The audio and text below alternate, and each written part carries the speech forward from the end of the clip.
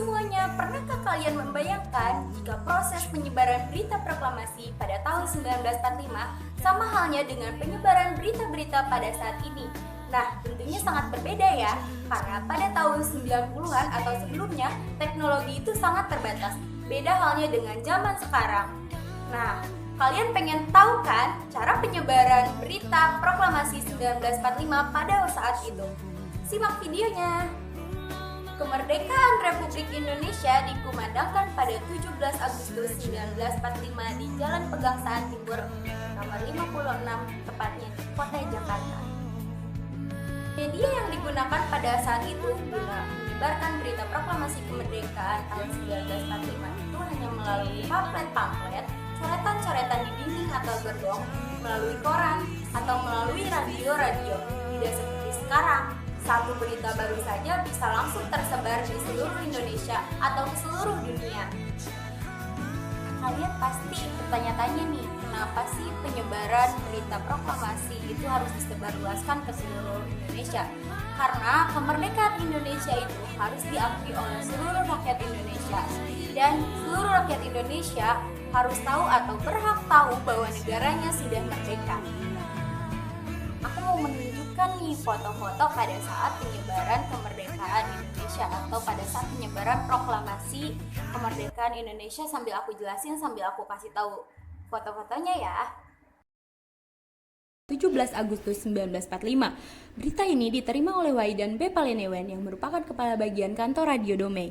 Berita proklamasi ini diperoleh dari wartawannya yang bernama Syahrudin. Atas perintah dari Palenewen, maka berita tentang proklamasi ini dibacakan sampai pukul 16.00 setiap setengah jam sekali. Penyebaran berita proklamasi ini memicu kemarahan Jepang yang kemudian memerintahkan agar penyiaran tersebut dihentikan. Pada tanggal 20 Agustus 1945, Jepang menyegel pemancar radio dan melarang para pegawai untuk masuk.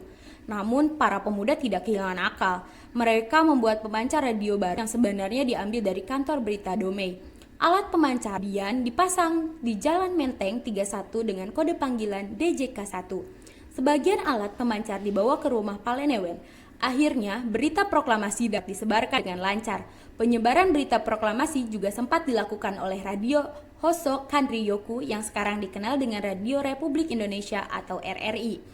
M. Yusuf, Rono Dipuro, Bastian Rubis, dan Suprapto merupakan para penyiar yang memiliki peranan dalam penyebaran berita proklamasi. Penyebaran berita proklamasi tidak hanya dilakukan dengan media radio, namun juga melalui media surat kabar.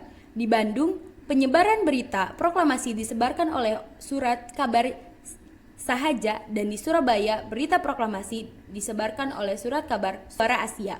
20 Agustus, hampir seluruh harian di Jawa memuat berita tentang proklamasi. Sementara itu semangat kemerdekaan dapat terlihat di jalan-jalan, di tembok-tembok, di gerbong-gerbong kereta api yang tercermin dalam setiap tulisan-tulisan atas slogan-slogan. Nah, itulah perjuangan bangsa Indonesia dalam menyebarkan berita proklamasi. Luar biasa bukan?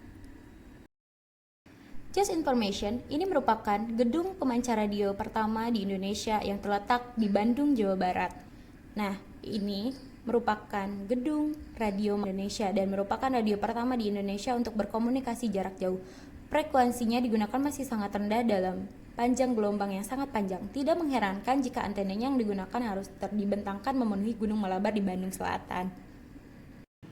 Yang paling menarik dari segi bangunan Malabar ini, dari pengamatan lokasinya, nampaknya bangunan gedung stasiun Radio Malabar dibuat menghadap ke negeri Belanda.